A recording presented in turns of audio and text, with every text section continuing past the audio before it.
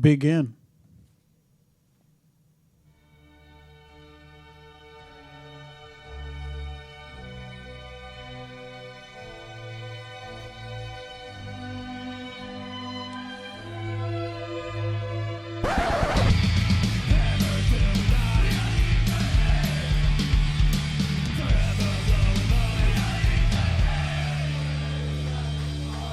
Oh, yeah. What up, everybody? Out in podcast land and on American Hammers TV. Mark and Kev are back again. Once again. We just had to remind ourselves what the result was on Saturday. We did. They're coming thick and fast, and even thicker and faster now. It's like Festive Period Part 2. It's odd. But does it feel even worse? Well, I mean, for me, the festive period felt very odd because I wasn't here. You know what I mean? So I couldn't experience felt so weird to every be game immersed in it. Yeah. Well, I mean, it did. You know, strangely, even though I was over there, it was even more disconnected. Even though I got to go to one of the games, the other games I couldn't go to in pubs, it was weird. Like I wasn't with you guys. I wasn't. You weren't with your mates. Yeah. Well, right. It was weird. Being a tourist was a little weird, but now we're back. Yeah, we had an ice storm the night before the last match, and real quick, Mark, can you do me a favor? Yeah.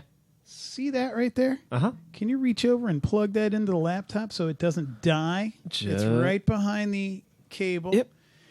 Oh, yes, the technical aspects. Thank you, Mark. It goes right, where it's a Macintosh. Oh, yeah. There you go, buddy. Man. It should just like pop on the side there. Yeah. What, did it light up? Yeah, there we go. Okay, cool. So anyway, my brother-in-law was supposed to come down for the game because he's a big Everton fan. And he texted me at like 6 a.m. saying the roads are terrible. I'm turning around. It was shit. But by the time the game actually started, it was like raining. It was a downpour, nonetheless, and it was a deluge. It was enough to not make me want to go out the rest of the day. Right. I'm sure the result had something to do with that. Yeah, but we still had a pretty good crowd at the bar that day. Yeah, no, I was surprised. Like, it kicked off at 10 and there was only like the 4 or 5 of us there, and it filled in by 15 minutes afterward, the late crowd, but not all of us are as industrious and up at 7:30 or so in the morning. Like that was a super long day at Pub Mahone for me, by the way, because even after that, then we left and then we went up and saw Heather's mom. And we drove up to Lima, which is like an hour and a half, right. And then we drove back, and then I wanted to watch the McGregor fight somewhere. 40 seconds of it. Well, I mean, it wasn't 40 seconds. The experience for us, we were at Pub Mahone from like 7:30 till like 1 a.m. Oh my gosh. Drinking like lifers. Were you drinking Carlsberg? No. Oh. I was drinking Elvis juice until it was all gone. There was no more. They had to close the tap. They literally changed the tap handle right in front of us. So like if you see the videos on Instagram from Pub Mahone, like me and Heather are like, woo! And then Ron Riot was there with his girl and stuff. Yeah, They were hanging out with us. Because like Ron, is he's a fighter. He's a Brazilian jiu-jitsu. Yeah. So like the girl who was in the undercard, like the one right before McGregor and Cowboy, Holm, I think Laura Holm. I kept probably getting that name wrong, but I guess he used to train with her. So he was all like, watch this, and she's a badass. And I think she did win, but nice. Yeah, that was just really cool, like to hang out there. And it was also cool to like see the place like stacked to the gills. Like, yeah, I've never seen it like that before. Yeah, it was weird. And like going to the bathroom was weird. Like, going to the bathroom is weird when it's like just us at 10 in the morning, and especially when you go in there. right after Paul. Oh, is it a problem? Let's just say he's a lumberjack and he's okay. Yes.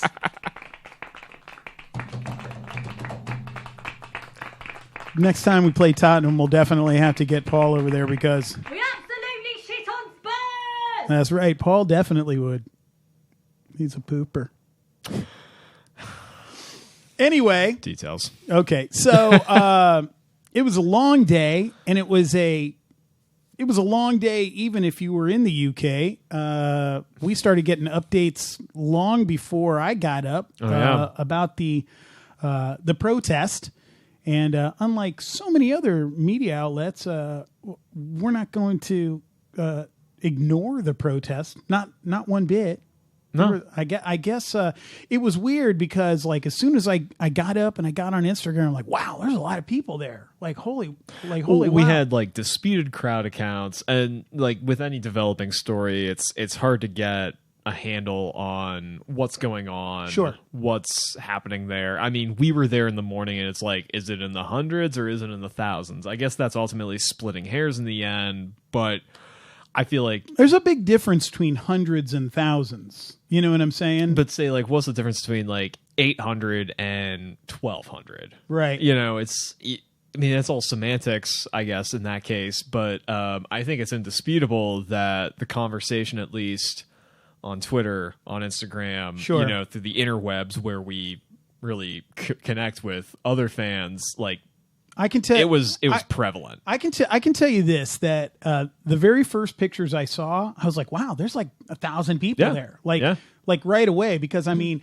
unless you've actually stood on that green area by the aquatic center, you don't really know how big it is. And I was like, man, they're really spread out. And by the time I got to the bar and stuff, I was looking at some more videos and stuff, and I was like, wow, there's really a lot of people there. People were taking pictures from across the canal or in the canal, and you could really see it. So I kind of like went away from it with the perception that I had that there was at least 1,200, 1,500 people there. Then I started reading some weird stuff about there only being hundreds, or first people were like talking about there was thousands, and then later were, well, I'm corrected, there was only hundreds. And then in our thread with the American Hammers TV guys, somebody posted a video, a link to a video that Gonzo made. And I really like Gonzo's video blog, but rarely do I pay such attention to exactly what he's saying, because it really irked him, and as I can imagine it irked a lot of people, that anybody was downplaying the number of the people that were there. So he actually went to like scientific ends.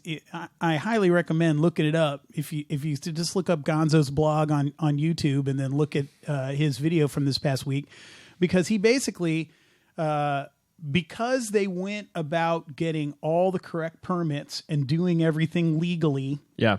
And nobody got in any trouble. No. Anything like that. No. But because they did that, there was actual risk assessment made by whatever powers it be. And that risk assessment was done by a company that does that for rallies or public gatherings like this. And they use like this weird software that kind of looks like, like when they had to fake armies in Lord of the Rings. So, they go, well, this many people fits in an area as big as this. And initially they thought it was going to be an area about as big as a tennis court. And it was way bigger than that. And so they were saying, if you cram them in shoulder to shoulder, it was like 600 people in the area of a tennis court. So just by the area that it had taken up, they were guessing that it's way closer to like 3,000 people. Oh, wow. Not that that makes a gigantic difference on the number of people that we had at Pub Mahone, but it does put a weird skew on what some of the pundits in the British media and people that write about West Ham or write about the Premier League. Yeah. Like, what are they? Why are they trying to skew that information? It just seems very odd to me. Well, like, why not just tell the truth? And I never followed up on how many were there or what the count was, because I mean, it was just us, right? Like at 9:45 in the morning Eastern Standard Time, or daily, whatever time of year it is, local time. Going back and forth on what we had heard. Like, it ultimately didn't matter to me how many people were there. It was that conversation kept going afterward. Sure. Yeah. Yeah. And it almost kind of felt like how many people were actually at the inauguration. Exactly. Yeah. Like it was like a little, like we might have all shown the Cleveland Cavaliers victory parade in 2016. It's like, here's the West Ham protest. But we're still talking about it today. It's still being talked about on any outlet that we're thinking about or we're following. And, I just saw just now, like Hammers United wants to do additional protests if their grievances are not addressed. So this is not an issue that's going away, regardless of how many showed up at, the first try for the 2020 edition. So maybe you can refresh my memory because, I was aware of what happened the first round of protests and when the pitch invasion happened and that guy got banned, that he should not be banned and all that kind of stuff. But by the way, speaking of pitch invaders, did you see the kid that was like 11? Yeah. Legend. Go start him young. Is he banned? Might as well be. No. That kid's a legend, dude. Can you imagine? Like, I've seen so many videos on Instagram of that kid. I apparently he didn't probably make it all the way out onto the pitch, and thank goodness, because he might have been trampled down like, horses over grass. But but pretty cool. Like, I've seen a couple videos from like basically right where we were sitting when I was there at the game, of him being carted off by two stewards, and then another one that somebody was shooting like from right behind the LED boards, and he's like, yeah, like, he's like, Brian, fuck yeah, you know what I mean? And I'm like, wow, that kid's a little legend. So who knows? He could be the new face of the protests. Wouldn't be surprised. Little Billy Thornton, 9 years old. Name? No, I don't know. I'm just making up a name. I wish I knew his name. I'm sure his name has been out there and stuff. Like Billy or maybe they're trying to protect him. I mean, if he ends up being banned for any reason or in trouble for anything, I mean, the people will just go ape shit. Yeah, for sure. So, for sure. In any case, like you said, by and large, here in the States, as American fans, like, it really didn't matter until all of a sudden there was this controversy about whether or not there was actually that many people there. And the only reason I'm even bringing it up now is it's just so odd that they seem to be skewing that information. I just don't think that that's cool. Like, what the fuck? Like, why? Do you think that they're in the pockets of people on the board? But I think this is like any crowd size. You're going to want to say it's like, oh, we're going to inflate this number by 30%. Right. I mean, once again, it's like this is something that was organized over the internet. Right. Ultimately, I mean, there was a lot of people there, and Gonzo laid down the science. You know what I mean? It's hard to argue with what he said. So anyway, I just wanted to say that because I was asking you before we got started, had you seen the video? And I highly recommend looking at it. It's really informative, and he doesn't have. I mean, we've all got a little skin in the game. He's got more skin in the game, but he's got no reason to make shit up. You know what I'm saying? So I don't know. See, the whole board out thing, is so like I want to relate to it. I really do want to relate to it, and like I told you, that guy came up to us. When I was on Thomas's tour on December 28th. Yeah. The guy came up and talked to us outside the Bullion and was, blowing us up for even spending money to go to the stadium and blah, blah, blah, blah, blah. And I understand why people are so passionate about it. And then I was thinking about it today because I was working on some as yet to be mentioned projects for some people. And I started putting it in the context of when we really wanted Anthony Precourt out of Columbus, the former owner of the Columbus Crew. And the thing is, Save the Crew was a huge movement. Huge movement. They ended up getting lots of donations, a lot of money behind it. merchandise. They had traction. They had media. They had all kinds. They had the city behind them. Yeah. You know what I mean? The guys that ran it, friends of mine, they really knew what they were doing with social media, with how to get the attention that the issue needed. But with all of that, they really still didn't have what you really needed to get that rich guy out of the fucking way. Because that's what it really boils down to. This jackass owned the team and was going to move the team no matter what. And luckily, some other rich guys got together and bought the team away from him. And then we were able to, in the most awesome sense, keep our team here. And it has a bright future now. So it's just like I told you when I was talking to that guy outside the bullion, when I don't understand the path that anybody sees. Like, can you actually see, how do we get to the place where GSB are actually out? Mm-hmm. You know what I mean? Like, somebody else has to come along with the cash. You know what I mean? Yeah. A lot of it. I think, I guess, two disparate thoughts in my head. I think, one, this is just the nature of protest in general. Okay. I'm like trying to reach back to 7, 8, 9 years ago when I was like studying political science. Okay. Yeah, because I had a useless undergrad. But still, that was only 7, 8, 9 years ago. Things about like getting things on the agenda. Sure. Coalescing around like a plurality interest, and then, attracting more means, more resources from there. I think, who knows who's running some of these protests. It's not clear that there's like a visible front-facing leader in any of this. I mean, Save the Crew had that brain trust, and they would advertise themselves. Like, I remember those Facebook posts from like late 2017, early 18.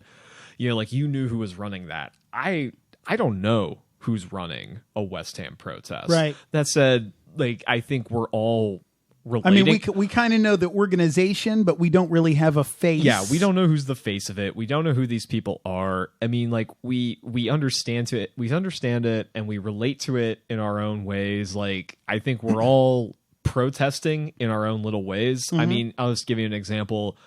This year's away kit is great. Like, it is one of the most finest designed West Ham. One. Yes. Yep. Yeah. And I liked it too much not to get one. That said, I purposely was not going to pay the upcharge to have a PL badge on the side. Okay. You can buy those for like $3 on eBay, by the way. I'm not ironing shit on. I think I might have a couple upstairs I can give you. Oh, ones with the so you didn't get the Bassett and Gold? Oh no, the Bassett and Gold comes by default. Oh, it does. I was not going to pay for the PL badge, the British Lion. But how much? It was going to be like £5-10. Okay. I mean, that seems a little exorbitant. Yeah, Okay. I mean, if you're gonna, I didn't even notice it because you wore that shirt at the Everton game the other day, and I didn't realize it didn't have it. Oh yeah. Hey, who cares? Doesn't really matter. You know what I mean? So, it's still the West Ham shirt, but you're saying you did it like as almost like a mini protest of your own, like a mini protest. I mean, part protest, part if it goes down and then next year I'm like, well, here's a kit where it's like the EFL lettering where there's a sponsorship on the back and the numbers have those dots up the middle. Right. I spent all my money on this. You got an Antonio shirt, didn't you? I did. Does it have the 30 on the back? It does, and it has the lions on them. Okay. I might end up on the numbers. Yes. Yeah. Yeah, might end up coloring in some little circles later on. We'll see. I mean, I guess that remains to be seen. So that's I thought, be honest, I didn't know that you'd got an Antonio kit until halftime, and you'd turn around. I think you were getting a beer. I was like, oh, he got an Antonio kit. That's pretty cool. Committed to getting. There's some. I've seen some absolute disasters of kits come through the pub over the years. Like I have seen Like our friend Sean had a Marco Arnautovic kit from a couple years ago. He sure fucking did. I know he disposed of it somehow. Oh, he did? He explained it, and now I can't remember. I think he had Ernie's kit of it. from last year. In fact, that's the one that's like almost all claret with just a little bit of blue on it. Mm-hmm. Yeah, I want to say it was one. It might have been the year before. One of the two. Anyway, he got rid of it. I remember seeing a guy show up in a Jack Wilshere kit. Right. Who thought this was a good idea? I mean, I just never get names on the kit unless it's my own. Yeah. Like, you know so what I mean? Now I'm up to 2 players kits. Like, I have Antonio and I have Declan Rice. So, you have one academy homegrown player, like you've gone with safe legends. Yeah. That's like good. Antonio at this point, like he's not going anywhere else. You're always going to be proud to have those two guys. Yeah, like for sure. I am. It's not like I'm getting a fucking Albion a Jetty kit, and I'm like, poor Jetty. I can't believe that was the most significant action he has had in the PL to this point. Was he had to be involved in a VAR call to decide if he needed for a reverse red card. headbutt? Yeah, yeah, and that's our number 2 striker right now. This is where we are. It sure is. So I think protests are. I actually saw somebody in the main West Ham United Facebook group this week that was like, "Should we get?" What did he say? He said we should have a Jetty start this week because what did he say? He said that Haller couldn't score in a Bangkok whorehouse, something like that, and I was just like. No points for the Ajeti call, but that was pretty funny. I did see some guy in the Facebook group say, like, Haller couldn't score if Megan Fox was in the room. Oh, that was it. That was it. It really wasn't the bank. It was Megan. If Megan Fox was in the room, that's took me back to 2009. Yeah, that's what it was. Oh man. So like, we're all dealing with this in our own way. I mean, to the whole, you talk a lot about, you can't just, get the board out. I mean, but, we have seen it on other ends. I mean, I saw something last week, Charlton, how their fans coalesced and how they got their owner to sell up. I mean, who knows if it's they're the sole reason. You can't quantify those type of things, but you've seen that with, other really disgruntled fan bases like Charlton. You've seen it with Blackpool. I mean, they had a lot of persistence, and they had to get that Oyston family out. Right. I mean, Sunderland is an ongoing saga. They had Ellis Short sell them after they got double relegated in 2 years, and now their new owner is trying to sell them again. They're currently indebted to the namesake of Dell Computers here in America. But that said, those are lower league teams. Right. Those are all championship League One squads. And currently, it's strange. It's strange talking about Sunderland in that light. Oh yeah, because As long as I've you don't always think of them as a known League One squad. Yeah, totally not. But I mean, but you see, the thing is, okay. So last week, the money list came out. Sure. Okay, so you were the one that told me that West Ham leapfrogged Everton and who else? Newcastle. Mm-hmm. To be 16th on the most profitable or most valuable teams on the planet, 16 or something like that. So what was the number on that? Do you happen to remember? Oh, it's worth. I couldn't tell you. I mean, the thing is, million it is shekels. I don't know what's it. Yeah, a lot. It's however they measured it, whether it was even in pounds or euros. I can't even remember at this point. Probably in pounds, but still, it's a butt ton. The point I'm making is, if you're that high on, from a business standpoint, and Sullivan and Gold can say they love the club, and Gold can talk about the fact that he grew up on Green Street and to no end, but if their management style isn't producing results, then you're going to end up with these kind of protests. But the thing is, their protests are going to meet up with an even bigger problem because the club is worth so much money. So I'm not an expert on this, but it just seems like a situation where, as long as the club is going to be worth all this money, they're not going any fucking where. You know what I mean? They're if they drop into the championship, maybe they'll cut and run. You know what I mean? But the thing is, you still got to have somebody, of which there is nobody right now, to come in with the money to buy it.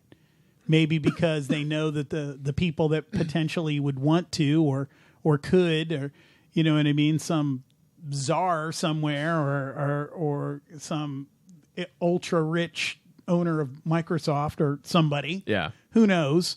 The fans have no recourse. Some ex-royal, maybe. The fans have nowhere to go. Like you're unhappy that you're fighting yet another relegation battle for like the third time in 5 or fourth time in 7 years. It's like every year. Yeah, it's every other year that you're basically in this fight. You want something to be done. You want to have some sort of organizational progress, and then we're left with another fucking charm offensive. I know. You're with Karen Brady on Sky News, or her continuing to do these Sun columns. You do the same. It's like we just terrible. I actually started reading the column. Oh, she's awful. For Christ's sake. Oh my now I know God, why everybody's so pissed. So bad. I mean, it's awful. Like, I remember somebody, like, I think it was on Twitter, just like, can Karen Brady just at the bare minimum get rid of her Sun column? Right. And just be quiet. Yeah. How many other owners are as visible as David Sullivan or Karen Brady? She's addicted to the limelight. She's addicted to the spotlight. You know what I mean? She has to be the center of attention. She has all this other stuff. We know certain leaders that are like that. Yeah. Right. I mean, how is she known in Britain? She's on their version of The Apprentice. Right. She has like all these other retail ventures. She's in the House of fucking Lords, for crying out loud. I didn't know that. Oh yeah, she's a baroness. Good Lord. Yeah. Well, that's when the Tories have been in power for so long, I guess, anybody can get into this. But yeah, like, who else has their ownership that front and center all of the time, other than like in the PL? Nobody. I mean, this is like, I think of like Dallas Cowboys, Jerry Jones type media exposure, yeah, but we don't have the same like branding. Right. Yeah, like the Dallas Cowboys can have like their own pull independent of the NFL. Like, who does West Ham think they are? Well, apparently somebody. I mean, that's really the only comparison. Yeah. If any owner of any team of any kind of sport, that's really the only other comparison. You know, maybe who's the guy that owns the Mavericks? Mark Cuban. Right. Maybe Cuban, but the thing is, Cuban's not hated. Yeah. Nobody sits back and goes, "I wish Mark Cuban would shut the fuck up." Yeah, he's not universally reviled. He knows how to not be. But he also a butthead. but he also knows how to keep things independent of his basketball team. Right. You know, like right. I've watched enough Shark Tank over the years that the Mavericks are barely mentioned on that program. You know who I just thought of? Dan Snyder was starting to go down that road. The guy who owns the Redskins. Oh yeah, he made his money in. He was a theme park owner, and I thought he was like a tech guy, like internet kind of stuff. I could have swore he owned like Busch Gardens or something like that. He might, but because I was born in DC. Yeah, so. The Redskins are like my NFC team. Oh yeah, and they always suck. They don't suck as bad as my Cleveland Browns, but they suck, and they've sucked for a long time. As well. And ever since he's become the owner, like my family all in DC is like, oh my god, we got to get Dan Snyder out of there. But I mean, it's just wild. You know, money talks. Like until West Ham is worth less money, they're not going anywhere. No. We can complain about it. You know what? I'll tell you what. If the protests get one thing done, it should be that the board gives the supporters a seat at the table. Now, I know that that's one of the goals. I mean, what we really want is for them to all just kick it and get out of there. But at very least, they should be listening to the fans. They should be listening to the fans without having to be reminded that they should be listening to the fans. You know what I mean? The broken promises, I mean, one thing at a time, just get them done. You know what I mean? We started hearing about the seating, not what was originally planned for when we were supposedly originally made the move with the... You know, and I think that a lot of that is out of their hands just because they don't own the stadium and they don't have complete control of the stadium, and they've been at odds with the people who run the place and the mayor and all these other things. But just seems like it's just a never-ending. I'm willing to say the stadium's a sideshow. You think? What do you mean? I think, every criticism that we have heard levied against the stadium, and there are a ton of them. I think all of that would go away if they could just fucking win once in a while. Yeah, you're probably right. Like if West Ham were 8th in the league right now, this would not be an issue. The stadium would not be an issue. We would talk about how we need to keep making it more of a fortress, maybe. Right. But everything else about, the seats are so far away. Before the carpet was installed, and you have like this huge gulf where it feels like the field is so much larger. Terrible. Even on TV, it was terrible. Yeah. Yeah. Yeah. Like, I mean, and I've maintained that for at least 2.5 years. Sure. That this would not be an issue if they could just win. Right. Everything is just organizational, training pitch, academy wise, being able to sign players with some sort of discernible strategy. Like, it all goes back to the football operations side of it. Like, if you want to build a global brand, then, like, if you're an Arsenal fan in East Asia, do you care what the Emirates look like? Right. And you see, the thing is, like, in my view, which I guess is an opinion, and I'm not trying to like rub anybody the wrong way. And again, we don't know everything from where we are. Our view is very, very far away. Oh yeah. It seems to me that they have done what they probably consider to be a lot to try to get us into those winning ways. They've definitely spent money on transfer windows in the past couple of years. They brought in what they thought was going to be a world-class manager. They brought in a director of football to help with good signings. I think that they actually thought these things were going to work. Now, it didn't pan out, obviously, but it's just like you said. If we were 8th, if we were winning, you know what I mean? Then Pella Bigi would still be our manager, and Mario would still be out scouting people for the winter transfer window. Sure. And we wouldn't be having this discussion right now. Right. But I mean, it didn't work out. Didn't work out, but that and I think that they probably think a lot like you think. Like, if we could just fucking win, we would have all these problems get off our back. But in the meantime, guess what? It's not working, and you better fucking open your ears, or they're gonna they're not storming the gates yet. You know what I mean? They stayed on the other side of the canal, but that was a big crowd. And then it's 60,000 inside the stadium, 3,000 outside of it. Okay, it's a drop in the bucket, but it's a pretty big drop. You know what I mean? And with momentum and people like getting behind that kind of a movement, it could turn ugly for them. They probably should open their ears pretty fucking quick. I was ready for the worst to happen on Saturday. And, I'm glad that... You mean like pitch invasions? And pitch invasions, whatever, chance, whatever was in the crowd. And like the thing is, when that stuff happens, that's all anybody talks about. So I think that I didn't think that was going to happen, especially after how I saw they had such a good crowd outside the stadium, and everybody was behaving themselves and, shouting whatever they were going to shout, and nobody got arrested. And it seems to me you make a bigger impact growing your movement that way. I mean, just in my opinion, I thought that was a good way to go. Yeah. Yeah. I think it helped that at least the first half was palatable football. Sure. I thought they did show up more organized. At least I don't know how to describe it. I mean, this attack is still relatively... It's kind of sloppy. It's sloppy. It's relatively toothless. I mean, I got to agree with X, where he was like... Well, he initially said Haller is not fit for this league, and then he backpedaled and said he's really not fit for our system. And by that, and like I can see that, where if we're just going to cross... Like, if we're just basically going to, like, okay, Snotty's going to cross it, or Cressy's going to cross it.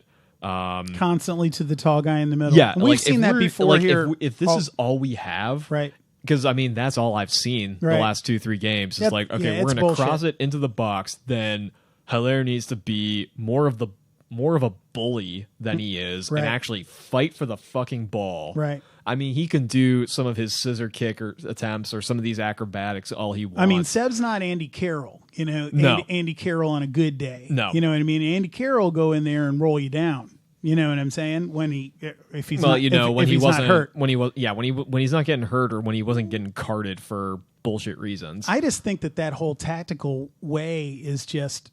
I mean, look, West Ham is not the only team that has done that I'm a fan of. When Berhalter was still the coach at the Columbus Crew, he has a very similar tactical style. The coach of the USMT now, but Right.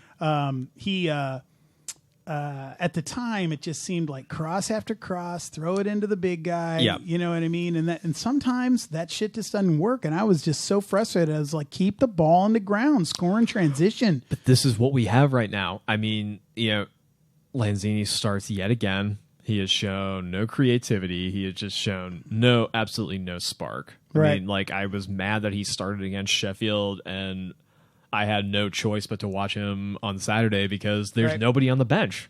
Right. Like, this is what you got, and we're stuck with it again for in? another week. Who came in for Fornals in this past game? Because I remember Fornals started, but then I was like, why are they taking him out?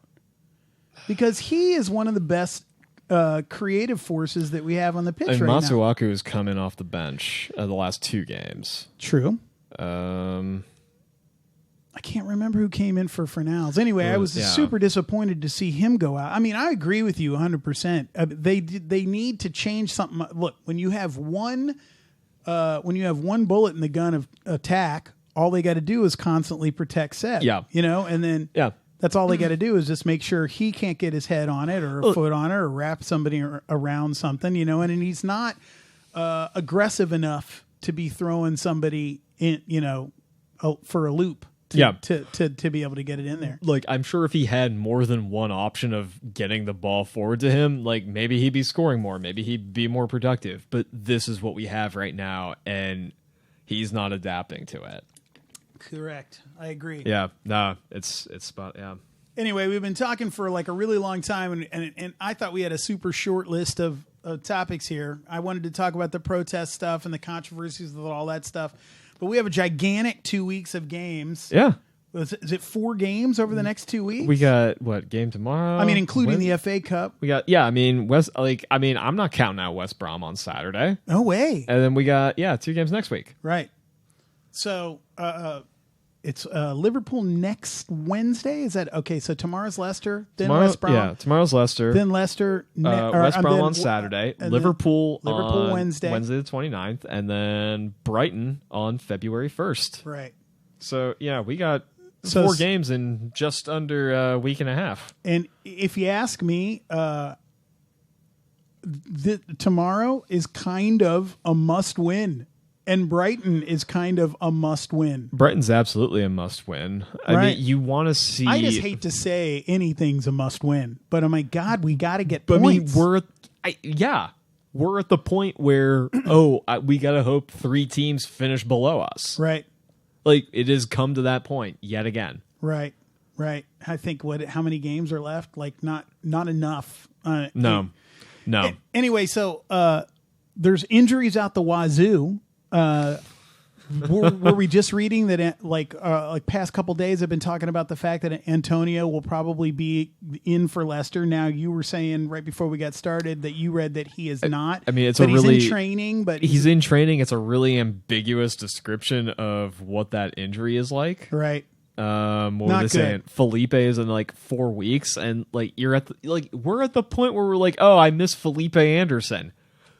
Like we were bitching his ass off and back in November, and now you were. Well, I was not the only one. I like Felipe. I understand he's been having an off season, but wow, when he scored in that Bournemouth game, that's what I'm waiting to see some more of the. You want to see more of that? Yeah. You want to see more of that, or sure. you at least want to see someone that you can sub Lanzini off for. I mean, he at wants least to, in this like recent run. Right. He wants to be on the pitch. When he's, if he can stand up, I mean, his back, like he took a whack. I knew right away he was going to be out for a while, but because I'm a doctor. Anyways, those aren't even the only ones. Yarmolenko, it feels like I haven't seen him again this season. He tore his ACL again. Yeah. And they say he's another 3 weeks. Yeah, he's 3 weeks. So we're likely to have a lot of the exact same team that we had this past Saturday. I mean, it was the same. I mean, we were saying to ourselves the same time on Saturday. It's like, you want to have an impact sub, but who do you have? Right. There is no other reinforcement right now. And this January transfer window has not been encouraging. Not yet. I mean, we got some time left, but... Is it like a week? We got however many days left in this month. It's actually the 31st is the end of it? Yeah. Okay, I thought maybe it was like some day in the middle of the month, but okay. Yeah, it's like there's still time to make a move, but like the whole Gedson Fernandez thing really took the wind out of your sails. It took the wind out of mine. Yeah. Oh yeah, more ways than one. Yeah. Yeah. So I'm not posting any more shit about potential transfer moves. I'm just not. But I suppose we should we should count the positives. Roberto is gone. Roberto is gone anymore. This is true. Randolph did a good job. I think he might need a sandwich. Yeah. And maybe a few days in the gym. Yeah, no. For some reason, he looks really, really thin to me. Once you pointed that out, I'm like, oh. That was wow. That was unexpected. Yeah.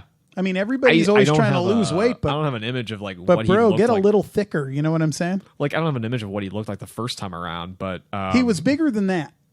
Like, I just you can't remember these things. I just think he was like. I mean, like at least what we were watching, like, dude, you're just gonna like. I think the he was wind missing will knock you over. Yeah. I think he was missing the mess tent at Middlesbrough. You know what I mean? Like, cat needs to eat. You know what I mean? Get a little thickness up. It shows getting relegated has real consequences. Yeah, look at absolutely. Boro. Yeah. Well, I'm just hoping we're not actually staring down the barrel of that gun by the end of this. Oh, we are. I mean, we already season. are. So anyway, big game tomorrow. Leicester again. Look, I thought we did a pretty good job against Leicester on the 28th. I mean, it ended up sucking. I was there. It's obviously a lot more difficult to watch it from the stands, even though the seats were fan-fucking-tastic. Yeah. And that place was just awesome. It just sucked to lose that game because you got the sense that we shouldn't have lost. Why is my phone ringing? Hold on a second. Oh. And it's my brother-in-law texting me, the Everton fan, so we're just going to leave this back over here. In any case, Leicester's on a shit run right now. They've lost their last two. So I'm hoping that carries over tomorrow. You'd think. I'm hoping. But, I mean, I think it's less about Leicester and more about what motivation is in this squad right now. I think, to just have a really quick reaction from Saturday, I mean, I felt the first half was good. Okay. It showed like, oh, there's some endeavor here. I mean, but I've seen that a lot over the course of the season where it's like they're knocking on the door. They can't quite close it. They can't put this game away. And I think we really were unlucky to have Everton equalize. It seems like that just happens a lot. Like we've got chances, and you know what I mean. Sometimes they're okay. So here's a couple of for instances. Like I can't remember who said it. One of the players in an interview said something about needing to develop a more killer instinct. Okay, so I absolutely adore Robert Snodgrass.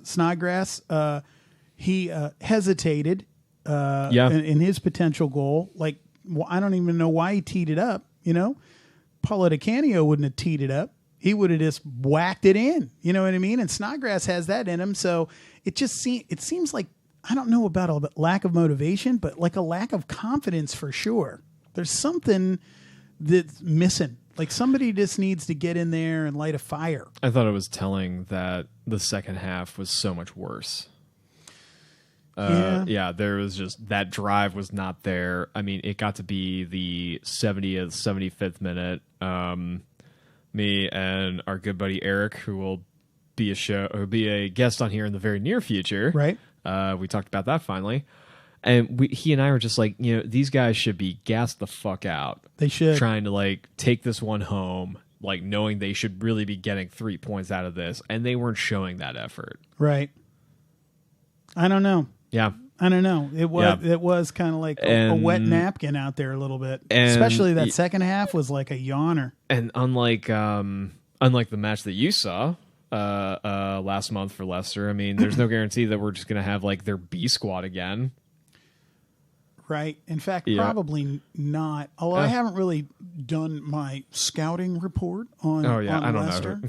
But all I know is scouting. Who has time to do a scouting report? All I really know is that they've lost 2, and I hope that they continue with that shit. So yeah, it's not. It doesn't hurt us. Right.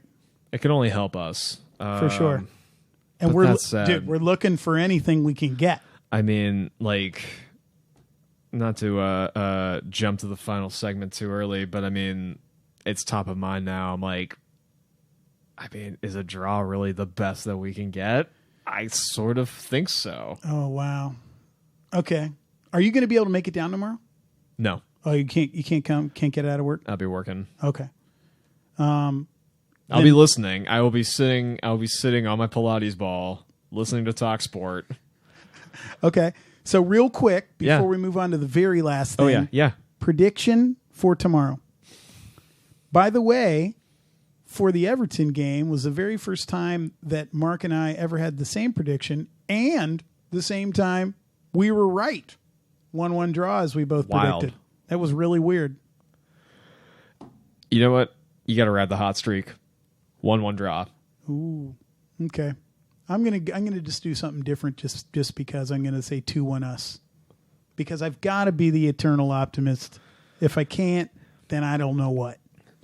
So the very last segment, I just wanted to say real quick.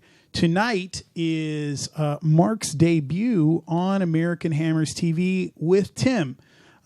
So we're going to wrap things up here real quick because he's got to run back over to his place and warm up the laptop. You're using your No, my laptop has derped out. I will be using my mobile. Okay, sweet. That's going to be interesting. Yeah, no, I'm bracing for whatever technical difficulty comes my way. Any of your roomies have a laptop you can use? I can tell you right now, like when we were on with like Ian Bishop, he was trying to use his phone at first, and that was rough. I don't know if it was just because he's in Florida or he had a bad connection, but StreamYard works super duper good. But sometimes it even says right on the site that it's just kind of like it's in beta for mobile devices. So I've even used it on iPads and all kinds of stuff. So anyway. I mean, I'm gonna do the last ditch thing and see if I can get my laptop to work for me. Okay. But I think we're covered one way or another, and just fingers crossed that things go through. And I'm excited. You can hear full sentences. Yeah, I'm excited. I'm actually going to watch the show in full tonight. Yeah. Oh wow. I'll be harassing you from the comments section. Oh god damn it. I like that. All right, so we're going to wrap it up because Mark's got to get out of here and go get ready for the Big Wig show on American Hammers TV tonight. And Mark, I won't see you tomorrow, but I'll see you Saturday for West Brom. I'm excited for FA Cup. I'm excited for Slav's homecoming. Fantastic. I am not excited for Grady Diangana's prognosis, but it's the Cup. It's the Cup. The Cup is our thing. He wouldn't be playing this weekend anyway, but it does suck. No. Oh, yeah. Yeah. Anyway. Get well soon, Grady. We need you. We love you, and we're going to need you back again. And we are the Columbus E13. Come on, you Irons. Come on, you Irons.